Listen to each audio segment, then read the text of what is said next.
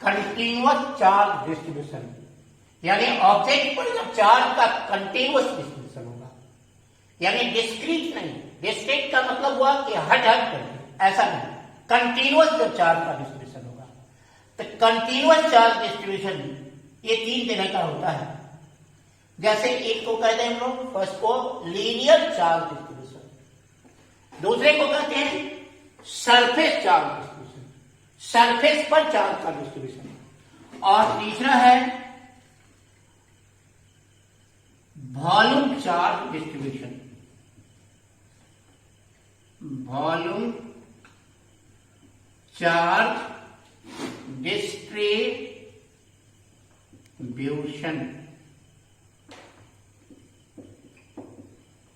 अब हम लोग देखें या किस तरह से लीनियर चार्ज डिस्ट्रीब्यूशन क्या होता है। जैसे मान लो ये लाइन है, तो मान लो एक वायर है, इस वायर पर चार्ज को हम इस तरह से कंटिन्यूअसली डिस्ट्रीब्यूट कर रहे हैं, प्लस प्लस। जरूरी नहीं है कि पॉजिटिव चार्ज ही हो या नेगेटिव चार्ज भी हो सकता है, लेकिन कंटिन्यूअस, यानी कंटिन्यूअस चार्ज है इसका। और ये कंटिन्यूअस चार्ज कितना है, तो जैसे मान लो ये Q है, ये इस पर टोटल चार्ज है Q, और इसका लेंथ है L। तो यह L लेंथ पर चार्ज का कंटिन्यूअस डिस्ट्रीब्यूशन है। तो इसमें एक होता है लीनियर चार्ज डेंसिटी, जिसको लैम्डा से लिखते हैं। ये लीनियर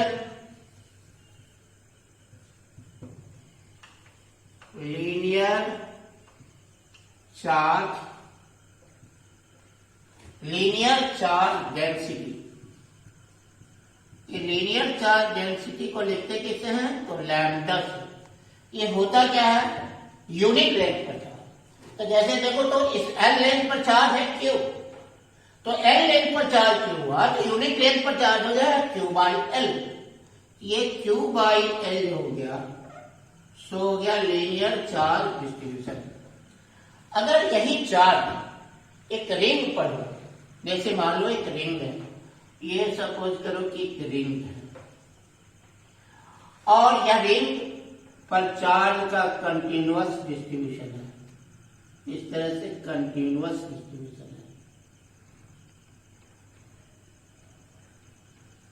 है, रिंग पर चार्ज का कंटिन्यूअस डिस्ट्रीब्यूशन है। अब ये कंटिन्यूअस डिस्ट्रीब्यूशन है, तो मान लो इस पर टोटल चार्ज कितना है, टोटल चार्ज को Q, और इस रिंग का रेडियस R है, तो इस पूरे रिंग का लेंथ हो जाएगा ये 2 पाई R। ये सरकमफ्रेंस होगा, इसका परिधि सरकमफ्रेंस और इसका लेंथ होगा। तो 2 पाई R लेंथ पर चार्ज हुआ Q, तो यूनिट लेंथ पर चार्ज हो जाएगा Q बाय 2 पाई R। इसलिए if the charge is, example ले लो, एग्जाम्पल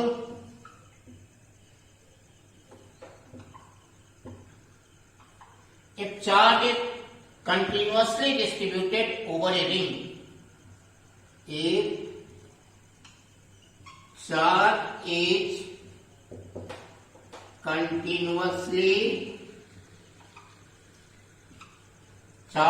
continuously distributed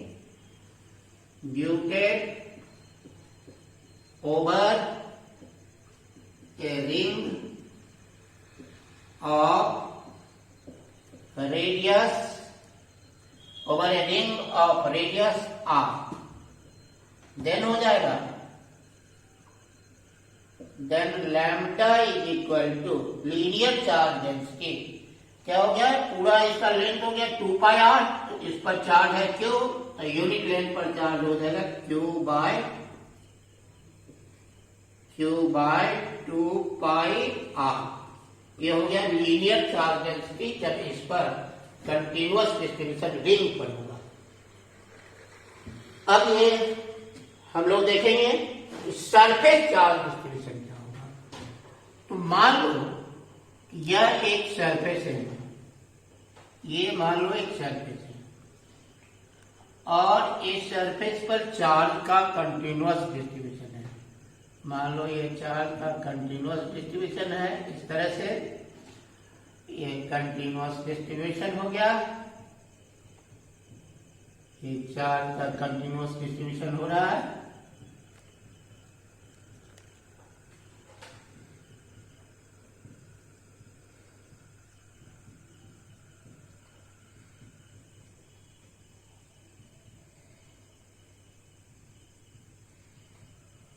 मान लो ये पूरा इसका एरिया, इस सरफेस का एरिया है ए और इस पर टोटल चार्ज है मान लो क्यू। तो इस क्यू ए एरिया पर टोटल चार्ज कितना हुआ? ए एरिया हुआ, इस ए एरिया पर टोटल चार्ज है क्यू। तो जैसे इस पर लीनियर चार्ज डेंसिटी हो जाता तो इसमें होगा surface charge density. Surface charge density, ये सरफेस चार्ज डेंसिटी क्या होता है? तो सरफेस चार्ज डेंसिटी होता है यूनिट एरिया पर कितना चार्ज है, इकाई क्षेत्रफल पर कितना चार्ज है। जैसे इस पूरे सरफेस का एरिया है ए, तो ए एरिया पर चार्ज हो गया क्यू, तो यूनिट एरिया पर चार्ज हो जाएगा क्यू बाई ए। तो सरफेस चार्ज डेंसिटी को हम लोग लिखते हैं सिग्मा से। तो सिग्मा इज इक्वल टू, इस हिमाल का नाम क्या है? सिग्मा। तो sigma equal to Q by area. अब इसमें एक एग्जाम्पल हम लोग ले लेते हैं कि अगर चार्ज एक स्फीयर पर, कंडक्टिंग स्फीयर पर कंटिन्यूअसली डिस्ट्रीब्यूटेड है। एग्जाम्पल ले लो, if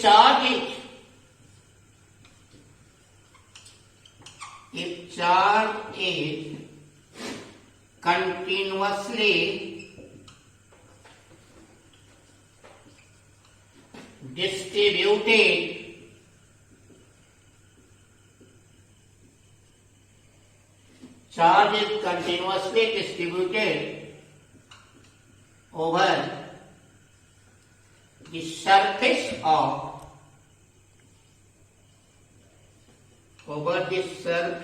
of conducting sphere,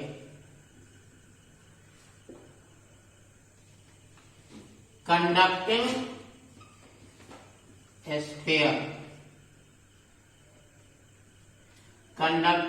sphere of radius r।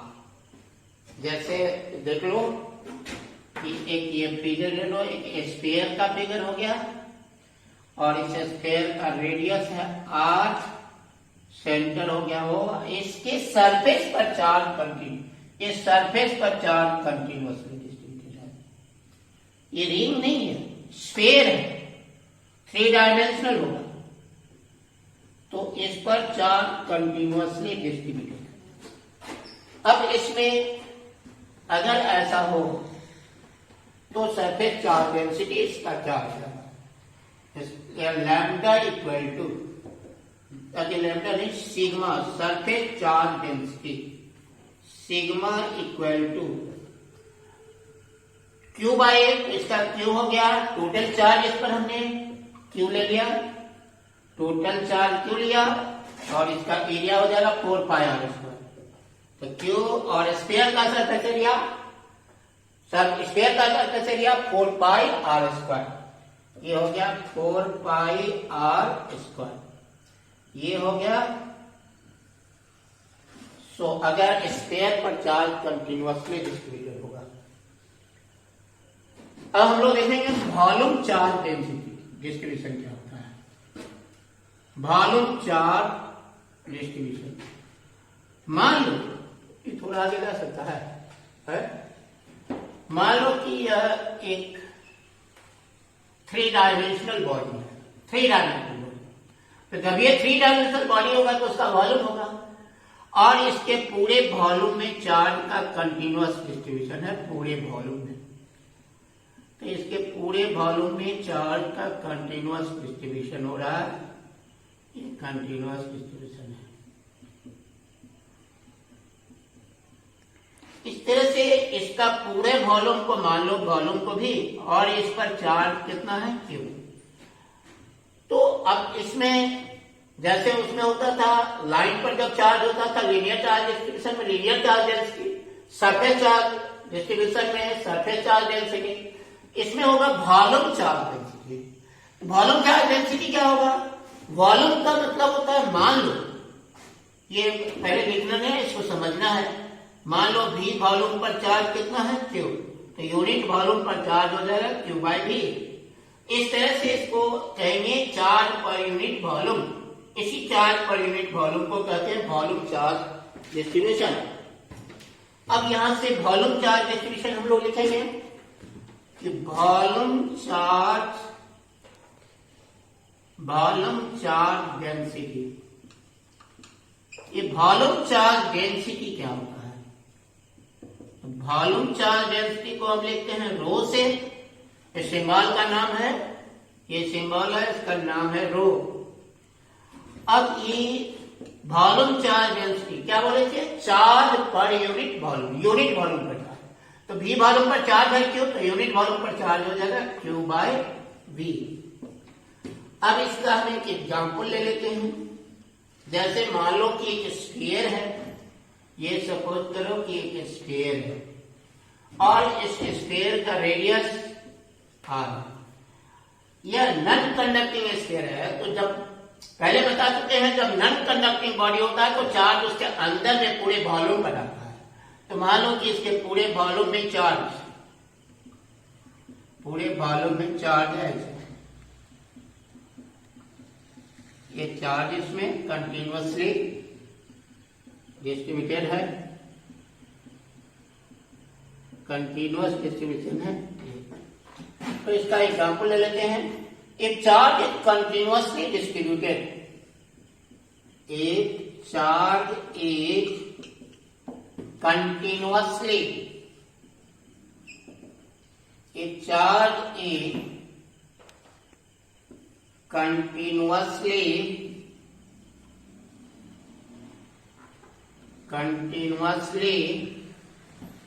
distributed, charge is continuously distributed in the entire volume, in the entire volume of a sphere, entire volume of a sphere of radius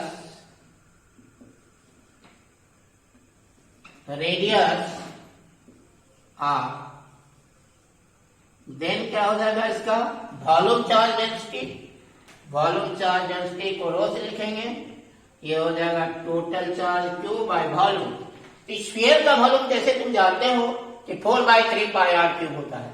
तो ये sphere है, ये figure में लिखना नहीं होता है, तो स्फीयर है। अब इस कट गया, ये मान लो कि तुम्हारा हो जाएगा Q बाय, ये रो वॉल्यूम इसका हो गया 4/3 पाई r क्यूब। ये हो गया स्फीयर का। स्फीयर पर जब चार्ज कंटिन्यूअसली डिस्ट्रीब्यूटेड होगा तो उसका volume, volume charge density rho equal to Q by 4/3, Q divided by 4/3 pi r cube. तो इस तरह से बच्चों सब ठीक से क्लास उसी तरह से करो, कॉपी और पेन साथ में रखो, और जब क्लास स्टार्ट होता है तो कॉपी पेन के साथ बैठो और एक एक चीज को ठीक से उतारो, और किसी तरह का कोई प्रॉब्लम नहीं होना चाहिए। ऐसे हम पूरा कॉन्सेप्ट के साथ बताएंगे और टेंशन लेने की कोई जरूरत नहीं है, हम लोग पढ़ते जाएंगे इसी तरह से।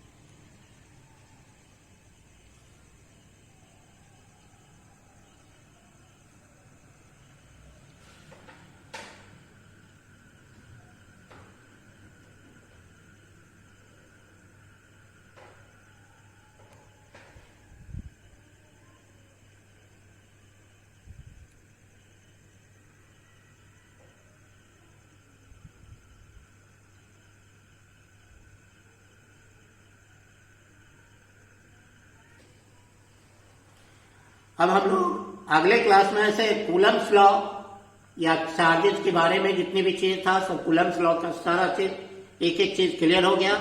यहां से लेकर कॉम्पिटिशन तक जितना पूछा जाएगा हर चीज क्लियर हो गया। अब हम लोग इसमें नेक्स्ट क्लास में पहले इसका प्रॉब्लम्स देखेंगे, तो अच्छा ये बोर्ड लेवल का भी प्रॉब्लम देखेंगे और एडिशनल हम लोग कुछ कंपटीशन के लिए भी प्रॉब्लम, कंपटीशन लेवल का प्रॉब्लम भी देखेंगे। तो हम बोल देंगे कि यह बोर्ड के लिए नहीं है या एडिशनल प्रॉब्लम है फॉर कंपटीशन कॉम्पिटिटिव एग्जामिनेशन। तो हम लोग एक अच्छा लेवल का भी प्रॉब्लम देखेंगे और सबको अच्छा कॉन्सेप्ट से समझेंगे। यहाँ से इस चैप्टर से कंपटीशन या बोर्ड का अच्छा प्रॉब्लम सब स्टार्ट होता है ना। इसलिए इस चीज को हम अच्छी तरह से प्रॉब्लम पहले कर लेंगे, उसके बाद हम लोग इलेक्ट्रिक फील्ड में इंटर करेंगे, इलेक्ट्रिक फील्ड के बारे में पढ़ेंगे। बहुत ही इंटरेस्टिंग टॉपिक है और इसको तरीका से पढ़ेंगे।